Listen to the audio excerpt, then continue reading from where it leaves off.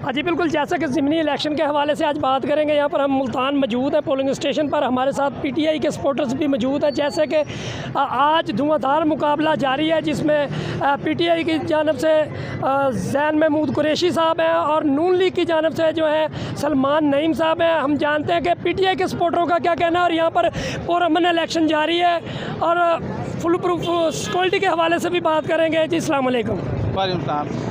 जैसा कि आप लोग देख रहे हैं PP 217 में ज़िमनी इलेक्शन किया जा रहा है। अगर पुरअमन तरीके से वोटिंग जारी रही और शफाफ इंतखाबात हुए तो इंशाल्लाह ज़ैन हुसैन कुरैशी साहब PP 217 से विन करेंगे।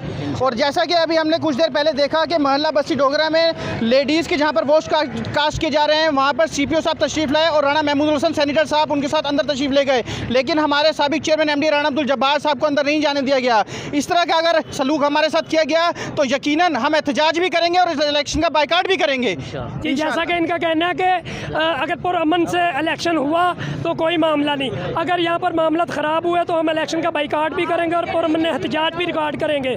जी।